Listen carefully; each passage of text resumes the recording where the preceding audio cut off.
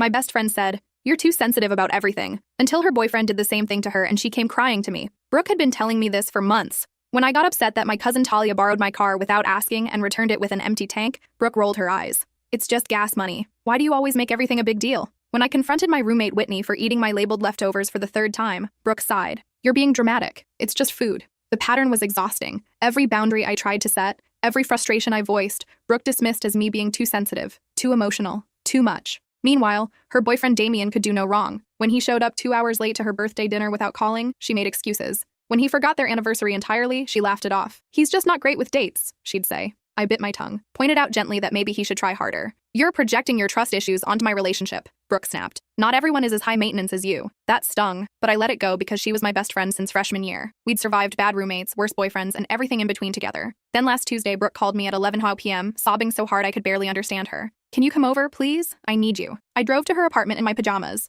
found her on the couch, mascara running down her face, surrounded by wadded tissues. "What happened?" I asked, sitting beside her. "Damien," she choked out. "I told him I needed him to be more present, that I felt like he didn't prioritize me, and he said," she dissolved into fresh sobs. "He said I was too sensitive about everything, that I make everything a bigger deal than it needs to be." The irony wasn't lost on me. I held her while she cried, stroking her back. Part of me wanted to say I told you so, but I didn't, because that's not what friends do. "I'm sorry," I said instead. "That must have really hurt." "It did," she whispered. "And the worst part? He said if I can't handle basic relationship stuff without getting emotional, maybe I'm not mature enough for this." I felt anger rising in my chest, not just at Damien, but at the months of dismissing my feelings while defending him. "That's manipulative," I said carefully. "Is it?" Brooke looked at me with red-rimmed eyes. "Or am I actually being too sensitive?" This was my moment. I could unload everything I'd been holding back, tell her how it felt to have my boundaries dismissed while she excused Damien's behavior, but something stopped me. "You're not too sensitive," I said firmly. "You're having a normal reaction to being dismissed." Brooke nodded, wiping her eyes. "I think I need to break up with him." "I'll support whatever you decide," I told her. She squeezed my hand. "Thank you for being here. I know I haven't always," she trailed off. "I haven't been the best friend lately. We'll talk about that," I said. "But not tonight." She fell asleep on my shoulder around 1 a.m. I stayed awake, thinking about all the times she'd invalidated my feelings, about whether I should forgive her so easily, about what would happen when she woke up and had to face the reality of her relationship. Then my phone buzzed. A text from an unknown number. I opened it and my blood ran cold. The message contained a photo of Damien and Talia at a restaurant, holding hands across the table. The timestamp showed it was taken 3 hours ago, right when Brooke had called me crying. My stomach dropped as I realized what this meant. Why Damien had suddenly started calling Brooke too sensitive. Why Talia had been acting strange lately, avoiding my calls. I looked down at Brooke sleeping peacefully, unaware that everything was about to get so much worse. I couldn't fit what happens next in this short video. Watch the rest down below. I stared at that photo for maybe 10 minutes. Just stared. The restaurant was Antonio's, the expensive Italian place downtown where Damien had taken Brooke for their 6-month anniversary. Talia was wearing the necklace I'd given her last Christmas, the one she'd claimed to have lost. My hands shook as I zoomed in on the image. Their fingers were intertwined. Damien's thumb traced circles on her palm the same way he used to do with Brooke during movies. The intimacy was unmistakable. Another text came through. "Thought you should know. They've been together for 2 months. A friend. 2 months. I did the math. That meant it started right after Talia borrowed my car, the day she'd been so flustered when she returned it, making weird excuses about where she'd been. I'd assumed she was embarrassed about the empty tank." Brooke stirred against my shoulder. I quickly locked my phone screen. My mind raced through possibilities. Should I wake her now? Show her the photo while she was already devastated? Or wait until morning when she might be stronger? The decision was made for me when my phone buzzed again. This time, it wasn't a text. It was a call from Talia. I carefully extracted myself from under Brooke, leaving her sleeping on the couch, and stepped into the kitchen to answer. "Hey," Talia said, her voice artificially bright. "You up?" "It's 1:30 in the morning," I said flatly. "What do you want?" Silence. Then, "I just wanted to talk. We haven't talked in forever. I wonder why that is." More silence. I heard background noise. A car door shutting. Damien's voice saying something I couldn't make out. "Are you with him right now?" I asked. "With who?" But her voice cracked. "Don't insult me, Talia. I know. I have photos." I heard her sharp intake of breath. "It's not what you think." "Really?" "Because it looks exactly like what I think. It looks like you're sleeping with my best friend's boyfriend." "Ex-boyfriend," she corrected. "They broke up tonight." "They didn't break up. He manipulated her into thinking she was the problem so he could be with you guilt-free." "That's not—" "Look, you don't understand. What Damien and I have, it's different. It's real." I laughed. Actually laughed. "That's what every affair partner thinks. Did he tell you that you're not like other girls? That Brooke doesn't understand him?" "He didn't have to tell me. I could see it. She was always nagging him, always demanding more attention. I'm not like that. You're 23 years old, Talia. He's 31, and 2 months ago, he was supposedly in love with Brooke. Do you really think you're special? Age doesn't matter when it's real love." "Jesus Christ." I pressed my palm against my forehead. "Does your mom know?"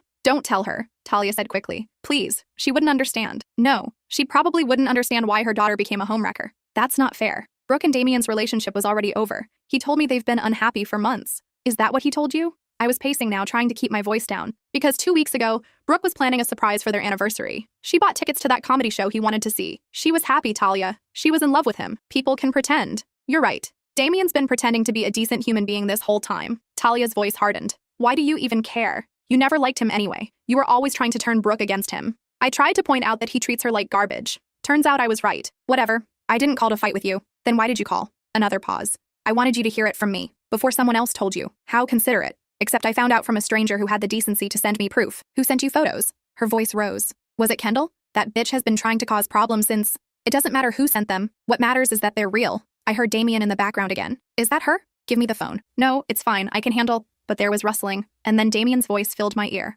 Listen, what Talia and I have is none of your business. You made it my business when you lied to my best friend. I didn't lie. Brooke and I grew apart. These things happen. You're sleeping with her cousin behind her back, while telling her she's too sensitive for having normal emotional reactions. That's between me and Brooke. Except you involved Talia, my family. Talia's an adult. She can make her own choices. She's a kid who doesn't know any better. And you're a manipulative asshole who's using her the same way you used Brooke. Fuck you, he said calmly. You're just jealous because nobody wants you. You sit around judging everyone else's relationships while you can't maintain one yourself. The words hit harder than they should have, because there was a grain of truth there. I'd been single for 2 years. Every relationship I tried to build fell apart because I saw red flags everywhere. At least I'm not a cheater, I said. I didn't cheat. Brooke and I are done. You started this 2 months ago. Nothing physical happened until tonight. You're a liar. Believe what you want. He hung up. I stood in Brooke's kitchen, phone still pressed to my ear, listening to the dial tone. My whole body was shaking. I wanted to throw something, break something. Instead, I opened my messages and looked at the photo again. The unknown number had sent 2 more images while I was on the phone. One showed Damien and Talia kissing in a parking lot. The other was a screenshot of text messages between them, dated 6 weeks ago. Can't wait to see you tomorrow. Brooke's working late again. We'll have the whole afternoon, followed by suggestive emojis. 6 weeks. Not 2 months like Talia claimed. 6 weeks of sneaking around. 6 weeks of lies. I forwarded all the photos to my own email. Then I screenshot the conversation with the unknown number. Evidence. Just in case. When I returned to the living room, Brooke was sitting up, rubbing her eyes. Hey, what time is it? Almost 2 a.m. now. God, I fell asleep on you. I'm sorry. She noticed my expression. What's wrong? You look like you've seen a ghost. This was it. The moment I'd have to tell her. I sat down beside her, phone in hand. Brooke, something happened, and I need you to prepare yourself. Her face went pale. Is someone hurt? Is it my mom? No, nothing like that. I took a breath. I got some photos. Of Damien. Photos? What kind of photos? I handed her my phone, watched her face as she processed what she was seeing. The color drained from her cheeks. Her hands started trembling. When was this taken? She whispered. Tonight. About 3 hours ago. She zoomed in on Talia's face. Is that? Yeah, it's Talia. Brooke scrolled to the next photo. The kissing one. Her breath came in short gasps. How long? At least 6 weeks. Maybe longer. She scrolled to the text messages. Read them, then read them again. When she looked up at me, her eyes were dry. Empty. Your cousin, she said flatly. I'm so sorry. Your cousin Talia. The one who borrowed your car. Yes. The one I defended. When you were upset about the gas money, I told you that you were being dramatic. I didn't say anything. Brooke stood up abruptly. I'm going to be sick. She made it to the bathroom just in time. I heard her retching. I filled a glass with water and waited outside the door. When she emerged 10 minutes later, her face was splotchy and red. She took the water, drank it all, then sat on the bathroom floor. I defended him to you, she said. Every single time you tried to tell me something was wrong, I defended him. You didn't know. I should have known. All those times he was late. All those excuses. And I believed him because the alternative was too painful. I slid down to sit beside her on the cold tile floor. I called you too sensitive, she continued, when you got upset about Talia taking your car. And the whole time she was probably going to meet him. Probably. God. Brooke let her head fall back against the wall. I'm such an idiot. You're not an idiot. You trusted someone you loved. I didn't just trust him. I chose him over you, over our friendship. How many times did I dismiss your feelings because they conflicted with what I wanted to believe about Damien? I'd been keeping count. 17 times in the past 6 months. But I didn't say that. You were in love, I said instead. That's not an excuse. She looked at me. You deserved better, from both of us. Talia's not your responsibility. No, but I made it worse. I took his side when you were trying to set boundaries with her. I made you feel like you were the problem. We sat there in silence for a while. The bathroom light hummed overhead. Outside, a car alarm went off, then stopped. I want to confront them, Brooke said finally. Tonight? No, I want to plan it. I want to make sure I say everything I need to say, and I want you there. Are you sure? You're the only person I trust right now. She grabbed my hand. Will you help me? I squeezed back. Of course. We spent the next hour strategizing. Brooke wanted to gather more evidence first, see how deep the lies went. I suggested checking Damien's location history on the app they shared, his credit card statements if she still had access, his social media activity. He's been tagging himself at the gym a lot lately, Brooke said, pulling up his Instagram. Wednesday nights, specifically. I checked the photos I'd received. The restaurant photo is from a Wednesday, so he's been lying about the gym. She scrolled back through weeks of posts. Every Wednesday for the past 2 months. That's when it started. Brooke's jaw clenched, and I never questioned it. He said he was trying to get in shape, and I thought it was sweet. She went to their shared location app next. Damien's phone showed he was currently at his apartment. But when she checked the history, Wednesday nights showed him at various locations. Restaurants, a movie theater, even a hotel. A hotel, Brooke breathed. They went to a hotel. I'm sorry. She shook her head. Don't apologize. You didn't do this. She pulled up his credit card next. They'd shared an account for date nights, a joint card they both could use. The statement loaded. There were charges she didn't recognize. Flowers from a boutique she'd never heard of. Dinner at places they'd never gone together. A jewelry purchase for $340. He bought her jewelry, Brooke said, her voice dead, with our card. I looked at the date. 2 weeks ago. I helped pay for that, Brooke continued. I put money into that account, and he used it to buy gifts for her. The evidence kept piling up. Late-night Uber rides, hotel charges, restaurant bills for 2 on nights when Damien had claimed to be working late or at the gym. By 4 a.m., we had a comprehensive timeline. The affair had started 8 weeks ago, not 6 like Talia claimed. It began 3 days after Talia had attended Brooke's birthday party, the same party where Damien had shown up 2 hours late. He was with her that night, Brooke realized. At my own birthday. He kept me waiting while he was with her. I wanted to say something comforting, but what could I say? Every new detail made it worse. Brooke screenshot everything, sent copies to her email and mine, then she deleted the evidence from her phone. I don't want to see it again until I'm ready, she said. What's the plan? I need to talk to my mom first. Get her perspective, then I'm going to confront them, both of them, together. When? This weekend. There's a family dinner at your aunt's house. Talia will be there. I'd forgotten about that. My Aunt Gloria hosted monthly dinners for the family. It was tradition, and skipping without a good excuse was considered rude. You want to do it there, in front of everyone? Why not? They humiliated me in private. I'm returning the favor in public. There was something cold in her voice. Something I'd never heard before. The heartbroken girl from earlier was gone. In her place was someone calculating, someone angry. Okay, I said. I'll be there. We spent the rest of the night at her apartment. Brooke didn't want to be alone, and I didn't want to leave her. We dozed off around 5:20 a.m., her in her bed, me on the floor beside her. My phone woke me 3 hours later. Text from my mom. Don't forget dinner Sunday, 6:00 p.m. Aunt Gloria is making her famous lasagna. Perfect timing. I showed Brooke the message. She smiled grimly. Tell her we'll both be there. The next 2 days passed in a strange fog. Brooke went to work, functioned normally, even responded to Damien's texts with short, neutral replies. She didn't let on that anything was wrong. I want him comfortable, she explained, unsuspecting. Meanwhile, I dealt with Talia. She'd been texting me nonstop. Can we talk? Please don't be mad.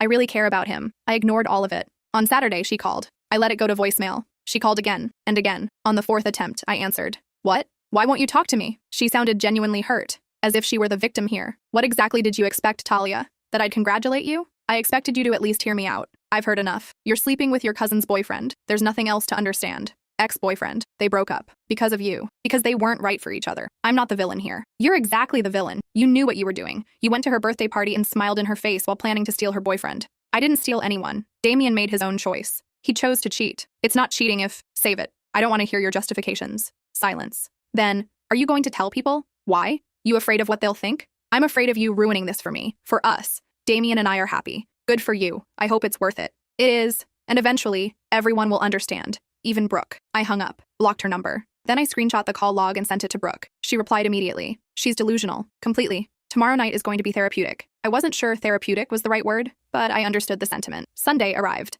I picked Brooke up at 5:30. She'd dressed carefully. Nice jeans, a fitted black sweater, subtle makeup. She looked put together, calm. Only the white knuckles gripping her purse betrayed her nerves. You ready? I asked. I've been ready for days. We drove to Aunt Gloria's in silence. The house was already full when we arrived. My mom was in the kitchen helping with dinner. My dad and uncle were watching football in the living room. Cousins and siblings filled the spaces in between. And there, sitting on the couch like she belonged, was Talia. She saw us walk in. Her face went pale. She stood up quickly, nearly knocking over her drink. Hey, she said weakly. Brooke smiled. Actually smiled. Hi, Talia. Long time no see. Yeah, I've been busy. I bet. Brooke's smile didn't waver. We need to talk. Later. After dinner. Talia glanced toward the door, like she was considering bolting. I don't think that's a good idea. I insist. My Aunt Gloria swept in from the kitchen. Girls, so good to see you both. Brooke, honey, I didn't know you were coming. Last-minute decision, Brooke said warmly. I hope it's okay. Of course. You're always welcome. Now come, help me set the table. We followed her into the dining room. Talia stayed frozen on the couch, looking like she might throw up. Dinner was painful. 45 minutes of forced conversation while Brooke and I waited. Talia barely touched her food. She kept checking her phone under the table. Expecting a call? My mom asked. Just some friends, Talia mumbled. On a Sunday night? Must be important. It's nothing. Brooke caught my eye across the table. Her expression was serene. She was enjoying this, watching Talia squirm. After dessert, as people started clearing plates, Brooke stood. Actually, before everyone disperses, I have something I'd like to share. The room went quiet. All eyes turned to her. These past few weeks have been really illuminating, Brooke continued. I've learned a lot about who my real friends are and who I can trust. Talia's face had gone from pale to green. I've also learned some interesting things about my relationship. My ex-relationship, I should say. Brooke, Talia started. Maybe we should... No, I think everyone should hear this. Brooke pulled out her phone. See, I found out my boyfriend of 18 months has been cheating on me for 8 weeks. Gasps around the table. My mom's hand flew to her mouth. And the really special part? He's been cheating with someone in this room. All heads swiveled, looking around, searching for the culprit. Brooke's eyes locked on Talia. Want to tell them? Or should I? Talia stood so abruptly her chair fell backward. This is not the time or place. Really? Because you had no problem conducting your affair at my birthday party, in my apartment while I was at work, at restaurants where my friends might see you, so I'd say a family dinner is perfectly appropriate. You don't understand, Talia said desperately. It's not what you think. I have photos, Brooke said calmly, and text messages, and credit card statements. Would you like me to share them? My uncle stood up. What's going on here? Your daughter has been sleeping with Brooke's boyfriend, I said flatly. For 2 months. The room exploded, everyone talking at once. My Aunt Gloria clutching her pearls. My mom demanding to know if it was true. My dad looking confused. Talia burst into tears. He told me they were broken up. He said it was over. We had dinner plans last week, Brooke said. We were discussing moving in together. Does that sound broken up to you? He lied to me. He lied to both of us. But you knew what you were doing. You came to my home, met my friends, smiled to my face, all while screwing my boyfriend behind my back. I'm sorry. Talia was sobbing now. I'm sorry, okay? I made a mistake. You made a choice. Multiple choices. Every time you answered his call. Every time you met him somewhere. Every time you lied to cover it up. My Aunt Gloria had found her voice. Talia Marie, is this true? Talia just cried harder. I asked you a question. Yes. Okay, yes. But he said he loved me. He said we were going to be together. He's 8 years older than you, my uncle said. And he was in a relationship. Age doesn't matter when it's real love, Talia protested. I nearly laughed. She'd used the exact same line on me. Real love doesn't involve lying and sneaking around, my mom said sharply. Real love doesn't destroy other relationships. You don't understand, Talia wailed. None of you understand. Then explain it to us, Brooke said. Her voice was still calm, still controlled. Explain how you justified betraying your own family. She's not my family, Talia exploded. She's just someone who's been around forever. Someone who acts like she's better than everyone else. The room went silent. Wow, Brooke said softly. Tell me how you really feel. You want the truth? Fine. I'm sick of you. Sick of everyone acting like you're so perfect. Like your relationship was so great. It wasn't. Damien was miserable with you. Is that what he told you? Yes. And it's true. You're clingy and needy and you smother people. I'm nothing like you. That's why he chose me. Brooke pulled out her phone again, pulled up a text message. This is from Damien, sent 3 days ago. Can't wait to see you tonight, babe. You're the best thing that ever happened to me. I love you. She looked up. He sent that to me while he was sleeping with you. Talia's face crumpled. He's playing both of us. Brooke continued, telling me I'm the best while telling you I'm the worst. He's a liar,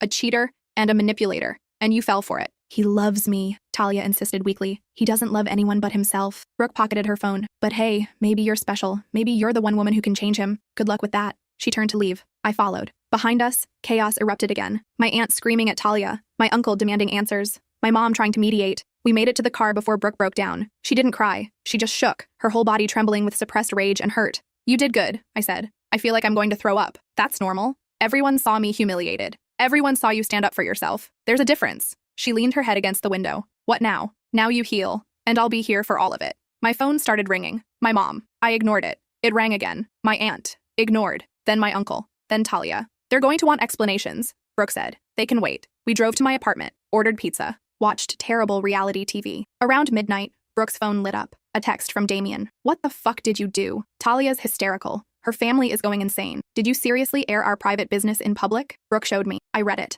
Felt anger surge through me. Want me to respond? I asked. What would you say? I took her phone, typed, private business? You mean the affair you conducted with her cousin? That private business? Or the lies you told both of us? Be specific. Sent. He responded immediately. You had no right. Brooke grabbed the phone, typed, I had every right. You betrayed me, with my family, in my home, using money from our joint account. So yes, I told people, and I have zero regrets. You're going to regret this. Is that a threat? It's a fact. You just made yourself look unstable. I made you look like the cheater you are. If you don't like it, maybe don't cheat next time. I'm done with you. You and your drama. Thank God Talia showed me what I was missing. Enjoy her. She's all yours. Brooke blocked him. Then she looked at me. That felt good. It looked good from here. She smiled. Actually smiled. I think I'm going to be okay. I know you are. We fell asleep on my couch. When I woke up the next morning, Brooke was already up, making coffee in my kitchen. I'm going back to his place today, she announced. Getting my stuff. Want backup? Absolutely. We showed up at Damien's apartment at 10 a.m. His car was in the lot. So was another vehicle I recognized. Talia's. She's here, Brooke said flatly. Want to leave? No,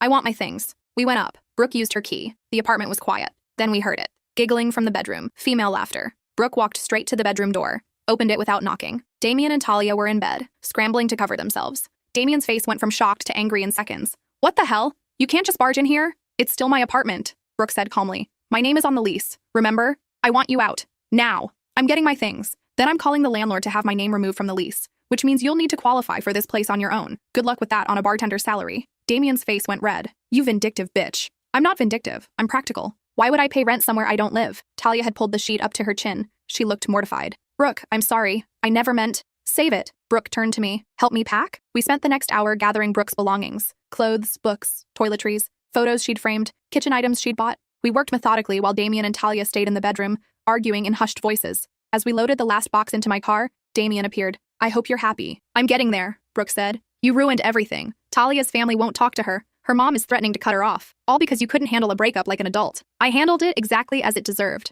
We're in love. Can't you just be happy for us? Brooke laughed. Be happy that you cheated on me? Be happy that she betrayed her family? No, Damien. I can't be happy about that. You're just bitter. I'm just honest. There's a difference. He grabbed her arm. Not hard enough to hurt, but firm enough to stop her. If you think you're better off without me, I stepped between them. Let her go. Mind your own business. She is my business. Now let go. He released Brooke, but his eyes stayed on me. You did this. You turned her against me. I didn't have to. You did that yourself. You poisoned her mind from day one. Convinced her I wasn't good enough. You proved that on your own. His jaw clenched. For a second, I thought he might actually hit me, but Talia appeared in the doorway. Damien, let it go. They're leaving. He turned away, walked back inside, slammed the door. Talia stayed on the steps. Brooke, wait. Brooke paused, car door open. I really am sorry, Talia said. I know that doesn't fix anything, but I need you to know. You're sorry you got caught. Brooke replied. Not sorry you did it. That's not true. If you were really sorry, you wouldn't be here right now, in his bed, continuing the relationship that destroyed ours. Talia opened her mouth, closed it. She had no defense. Tell yourself whatever you need to sleep at night,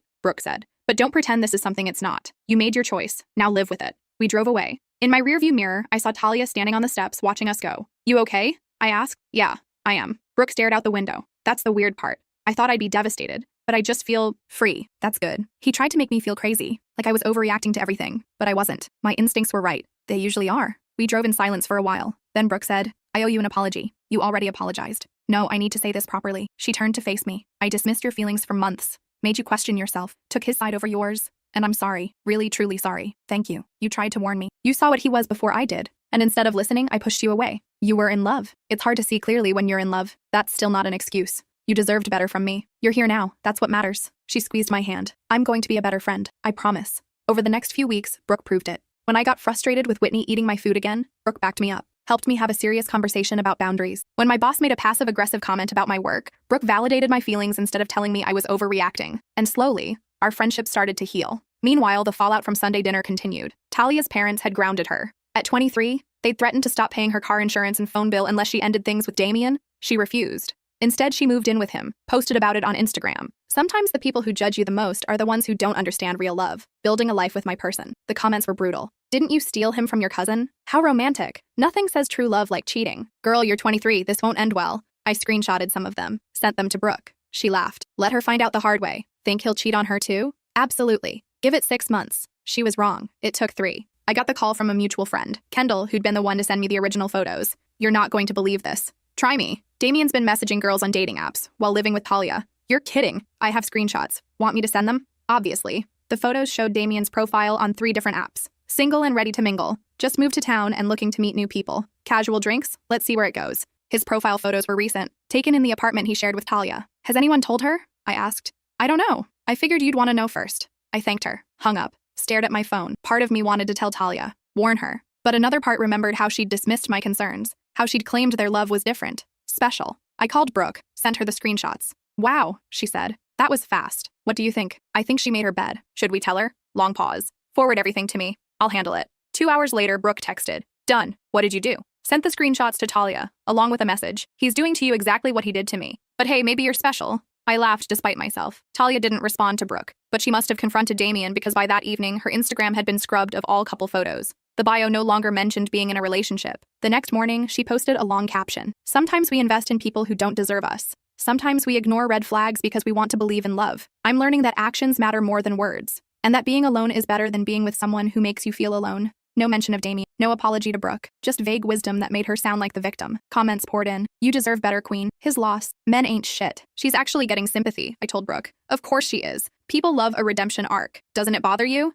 Not really. I know the truth. That's enough. But it bothered me. The way Talia had rewritten the narrative, made herself the wounded party, erased her role in the betrayal. 2 weeks later, Talia posted a photo at a coffee shop. New beginnings. Taking time to find myself. She looked thinner, tired, but still trying to project confidence. I showed Brooke. She's playing the heartbreak card. Let her. The people who matter know what really happened. It's just frustrating. Of course it is. But what can we do? Force her to take accountability? People believe what they want to believe. She was right. Still, it rankled. Then something unexpected happened. I got a message request on Instagram from Damien. We need to talk. I stared at it. Considered blocking him, but curiosity won. About what? About the lies people are spreading about me. What lies? Talia's telling everyone I was manipulating her, using her. None of it's true. Interesting, because those screenshots of you on dating apps looked pretty real. Those were old profiles. I forgot to delete them. They had recent photos. Photoshopped. People are trying to make me look bad. You made yourself look bad when you cheated. I didn't cheat. Brooke and I were basically over. That's not what your text messages showed. Silence. Then, look. I'm not proud of how things went down, but I'm not the villain everyone's making me out to be. Then what are you? Someone who fell in love at the wrong time. Someone who made mistakes but had good intentions. I almost laughed. Good intentions? You gaslighted Brooke for weeks. Told her she was too sensitive when she had legitimate concerns. Also, you could justify your affair. It wasn't like that. It was exactly like that. I have the receipts. Everyone's so quick to judge. No one wants to understand that relationships are complicated. They're not that complicated. You don't cheat. It's pretty simple. Whatever. I didn't message you to argue. I messaged to ask you to talk to Brooke. Tell her to stop turning people against me. Brooke hasn't said anything to anyone except the truth. She's making me look like a monster. Again, you did that yourself. I loved her. I really did. Things just got complicated. Because you made them complicated. He stopped responding. I blocked him. Told Brooke about the conversation. She rolled her eyes. He's rewriting history in his own mind. Soon he'll actually believe he's the victim. How are you so calm about all this? Because I'm done caring. He's not worth my energy anymore. And she meant it. Over the following months, Brooke threw herself into her own life. She got a promotion at work, started going to therapy to work through the betrayal, joined a book club, and made new friends. I'm better off, she told me one night over wine. Genuinely better off. I thought he was my future. But he was just a lesson. What did you learn? That I ignored my own instincts because I wanted to believe in something. That I prioritized his comfort over my own boundaries. And that I dismissed people who actually cared about me, like you, because it was easier than facing the truth. You didn't know. I did know. I just didn't want to admit it. She looked at me. You told me he was dismissive, that he didn't value my time. You pointed out every red flag, and I called you jealous. I forgave you for that. I know, but I need to forgive myself for it too. We sat in comfortable silence, watching the sunset from my balcony. Thank you, Brooke said quietly. For what? For not saying, I told you so. For being there even after I treated you like crap. For showing me what real friendship looks like. That's what friends do. Not all of them. She paused. Talia and I used to be close, when we were kids, and she threw that away for a guy who didn't even respect her. Some people have to learn the hard way. I guess I did too. Just took me less time to figure it out. Months passed. Life moved on. Brooke started dating again, carefully, with clear boundaries. I worked on my own issues, the ones Damien had hit on. My tendency to see red flags everywhere. My fear of vulnerability. We were stronger for it, both of us. Then, almost exactly 6 months after the dinner confrontation, my Aunt Gloria called. I need to tell you something, she said, about Talia. My stomach dropped. Is she okay? Physically, yes. But, she sighed. She's been calling me every night, crying. She wants to come home. What happened? That boy, Damien. He's been horrible to her. Controlling. Manipulative. She said he isolates her from friends. Gets angry when she doesn't text back immediately. Monitors her phone. I closed my eyes. Of course he did. She wants to leave him, my aunt continued. But she's scared. And she's embarrassed. After everything that happened, after defending him to all of us, she doesn't know how to admit she was wrong. What do you want from me? I want you to talk to her. You and Brooke. You both got out of bad situations. Maybe you can help her find the courage. I didn't want to. Part of me felt like Talia deserved to figure this out on her own. She'd made her choice. Now she had to live with the consequences. But another part remembered being 23, making mistakes, needing grace. Let me talk to Brooke, I said. See what she thinks? My aunt thanked me profusely, promised to have Talia call. I hung up and immediately called Brooke. Explained the situation. Let me get this straight, Brooke said slowly. Talia, who stole my boyfriend, who betrayed her family, who made me feel crazy for having boundaries, she now wants our help because that same boyfriend is treating her exactly how we said he would? Yes. And your aunt thinks we should help her? She's hoping we will. Long silence. What do you want to do? I don't know. Part of me wants to tell her she made her bed, but part of me feels bad. She's still family, and she's in a potentially dangerous situation. She is, Brooke agreed. But she's also an adult who made informed choices. We told her what he was like. She called us jealous and bitter. I know. More silent. Then Brooke sighed. Okay, I'll talk to her. Really? Not because I forgive her. Not because I think she deserves it. But because nobody deserves to be in an abusive relationship. And if we can help her get out, we should. You're a better person than me. I'm really not. I just know what it's like to be manipulated by him, and I wouldn't wish that on anyone. We set up a meeting. Neutral territory. A coffee shop neither of us frequented. Talia arrived 20 minutes early looking nervous. She'd changed. Lost weight she couldn't afford to lose. Dark circles under her eyes. Her usual confidence gone. Thank you for meeting me, she said quietly when we arrived. Brooke sat across from her. I took the seat beside Brooke. United front. Your mom said you wanted to talk, I said. Talia nodded. Stared at her untouched coffee. I know you hate me. We don't hate you, Brooke said.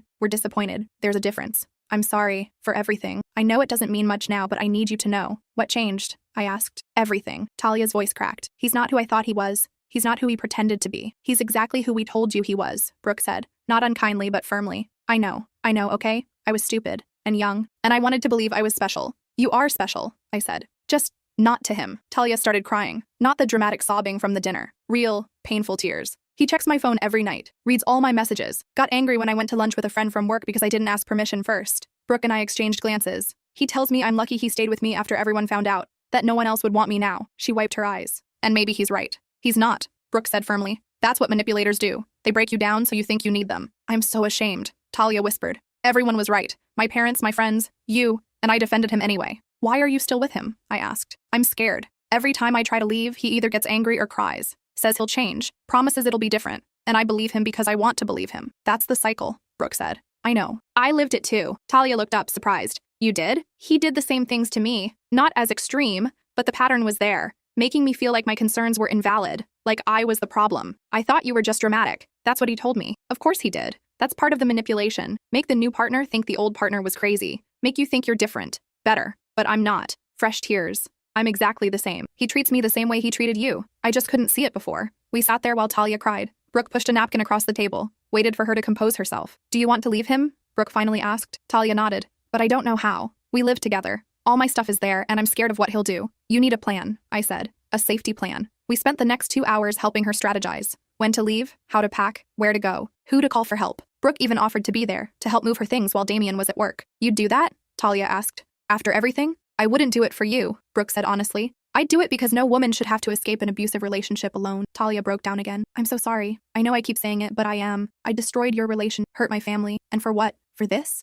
You made a mistake, I said. A big one. But everyone deserves a second chance. I don't deserve your help. Maybe not, Brooke agreed. But you're getting it anyway. We finalized the plan. The following Tuesday, while Damien was at his bartending shift, Brooke and I would help Talia pack her essentials. She'd stay with her parents temporarily, then figure out her next steps. Don't tell him you're leaving, Brooke warned. Just go. If you give him warning, he'll manipulate you into staying. What if he tries to find me? Block him everywhere. Change your number if you have to. Your parents can deal with any belongings you leave behind. Talia nodded, taking notes on her phone. When we finally left the coffee shop 3 hours later, she hugged us both. Thank you. Really, I don't deserve this, but thank you. As we walked to our cars, Brooke said, I can't believe we just did that. Having regrets? No, it's just surreal. 6 months ago, she was the villain of my story. Now she's just another person he damaged. Think she'll actually go through with it? I hope so. But who knows? She might change her mind. She didn't. Tuesday arrived and Talia texted right on schedule. He just left for work. I'm ready. We met her at the apartment. The same apartment I'd helped Brooke move out of months earlier. Same layout, same furniture, different victim. Talia had prepared, boxes stacked, bags packed.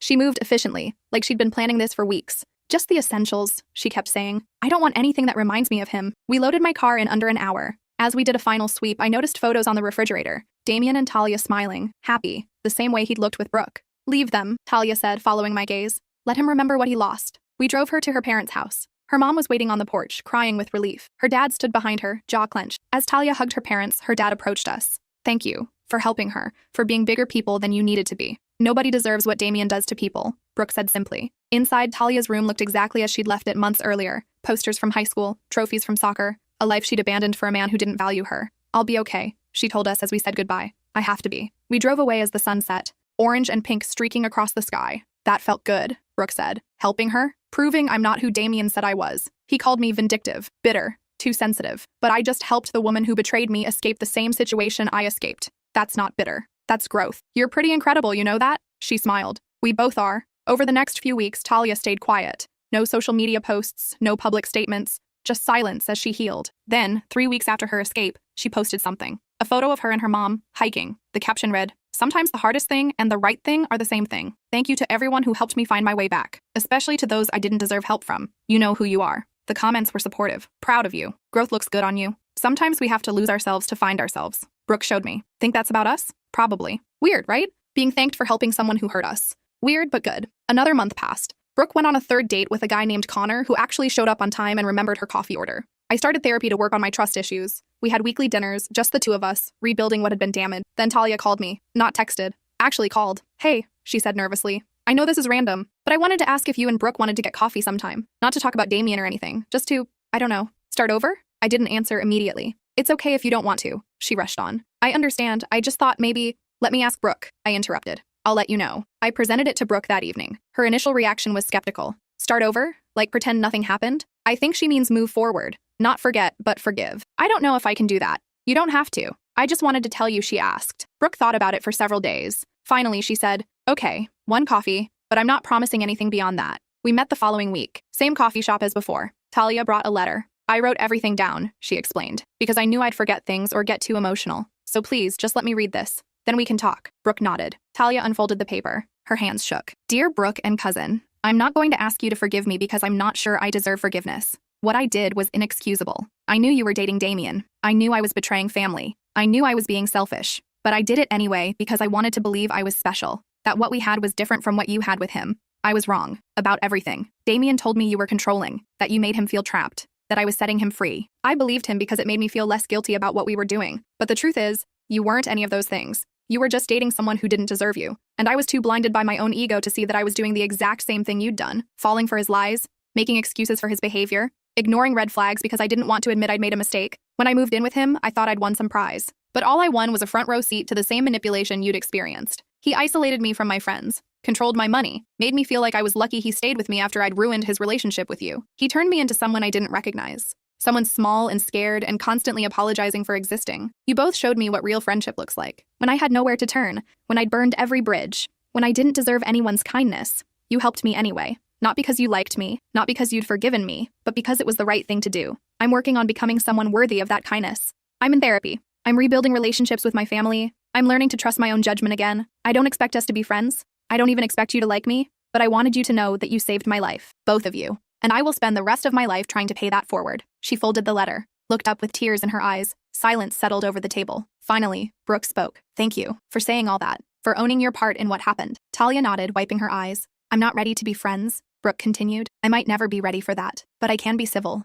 We can be cordial at family events. We can exist in the same space without it being awful. That's more than I deserve, probably, but it's what I'm offering. I added, and if you ever need help again, real help, not Damien-related drama, you can call. I might not answer right away, but I won't ignore you. Talia's face crumpled with relief. That's all I can ask for. We finished our coffee, talked about safer things, work, family, the weather. It was awkward and uncomfortable, but it was a start. As we left, Talia hugged us both. I'm going to do better, I promise. In the car, Brooke said, that was harder than I thought it would be. You did good, though. I don't feel good. I feel confused. Like, I want to hate her. It would be easier to hate her, but I can't anymore. She's just another person he damaged. That's empathy. It's a good thing. It's exhausting. Also true. We drove in silence. Then Brooke's phone rang. Connor. She answered on speaker. Hey, are we still on for tonight? Brooke smiled. A real smile. Absolutely. Pick me up at 7? Can't wait. See you then. She hung up. Looked at me. I'm happy. Actually happy. For the first time in months, I'm excited about my life. You deserve that. So do you. When are you going to start dating again? When I'm ready. Fair enough. We pulled up to her place. She grabbed her purse but paused before getting out.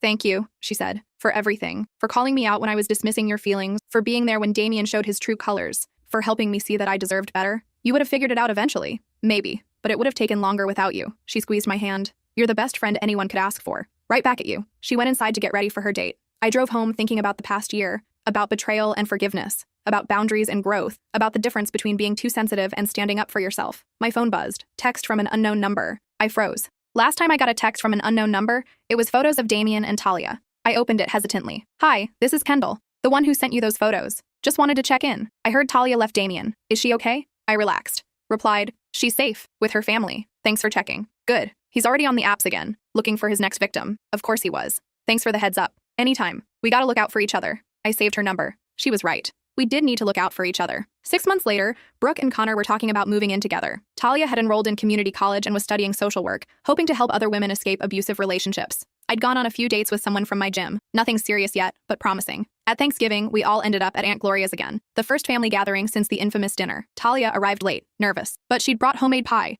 offered to help in the kitchen, kept her head down. Brooke and I were civil, polite. We'd never be close. The betrayal ran too deep for that. But we could coexist. We could be family. Over dinner, my uncle made a toast. To second chances, to family, to forgiveness. Everyone raised their glasses, including me and Brooke, including Talia. As I sipped my wine, I caught Brooke's eye across the table. She smiled. That same real smile she'd been wearing more often lately. We'd survived. Both of us. Stronger for it. Later, as people were clearing plates, Talia approached us carefully. Can I talk to you both? Just for a minute? We followed her to the back porch. The night air was cold, November winds cutting through our clothes. I wanted to tell you something, Talia began. Damien reached out last week. My stomach dropped. What did he want? To get back together. He said he made a mistake, that he missed me, that we were meant to be together. What did you say? Brooke asked. Talia smiled. Actually smiled. I told him I wasn't interested, that I'd learned my lesson, and then I blocked him. Good for you, I said. I also wanted you both to know. I told my story to a domestic violence support group, about how he manipulated me, isolated me, made me believe I was the problem. And 3 women came up to me afterward with similar stories about him. Brooke's eyes widened. 3?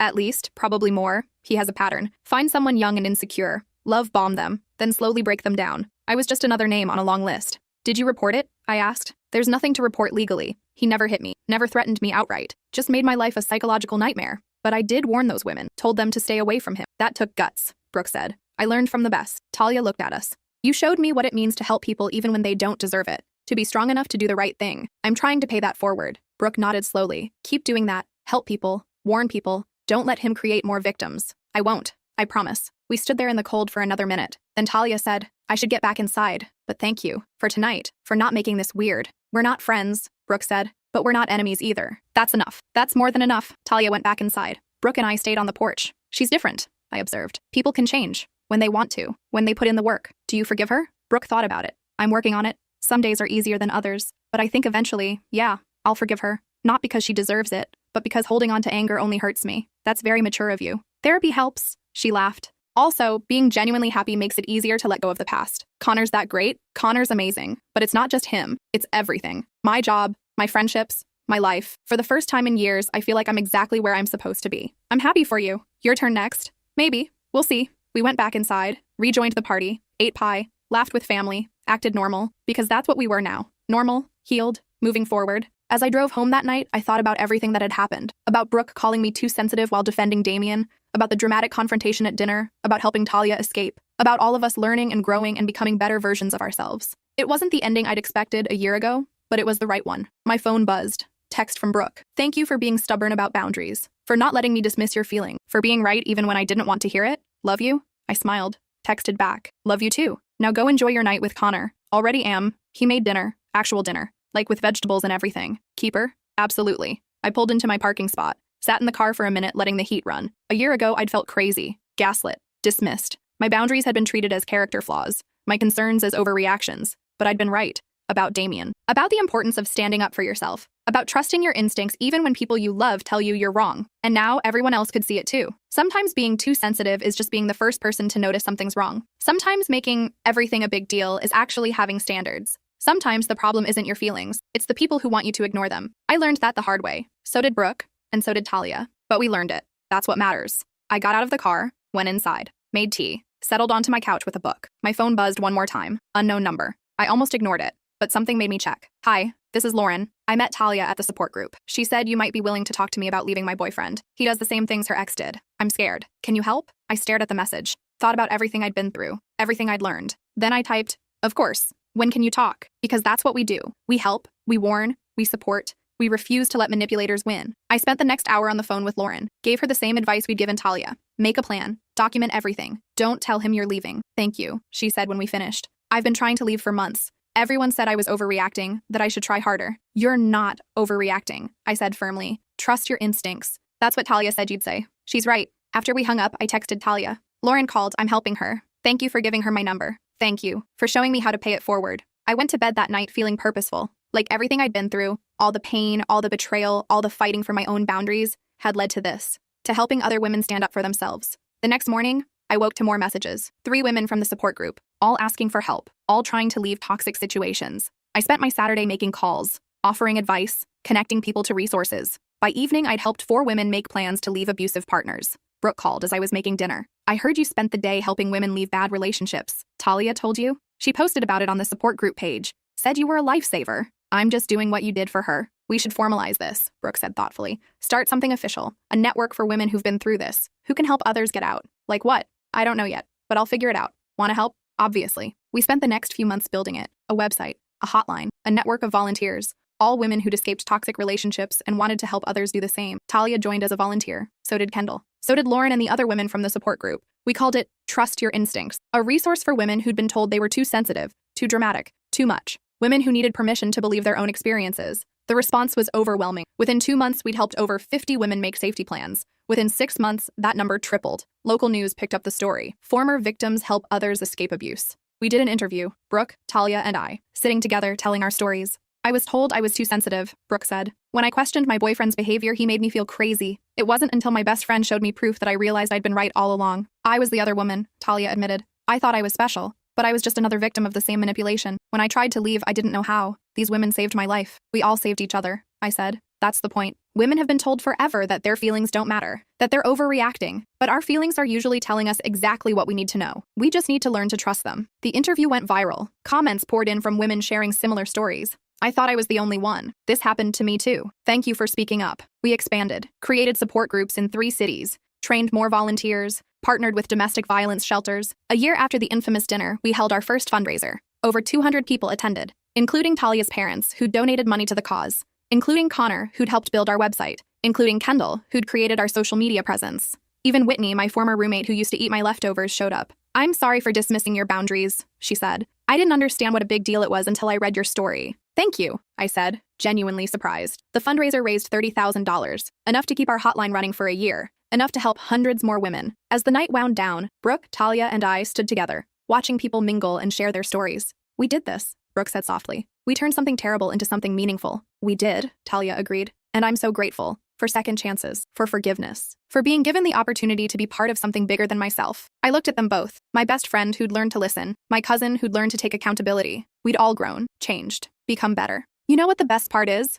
I said. What? They asked in unison. Nobody can ever call us too sensitive again, because we took those feelings, those instincts they tried to dismiss, and we built something that saves lives. Brooke raised her glass to being too sensitive. Talia raised hers to trusting our instincts. I raised mine to second chances and new beginnings. We clinked glasses, drank, smiled, because we'd survived, and we'd helped others survive too. That's the story of how my best friend said I was too sensitive until her boyfriend did the same thing to her. How we both learned to trust ourselves, how we turned pain into purpose, and how sometimes being told you're too much just means you're exactly enough.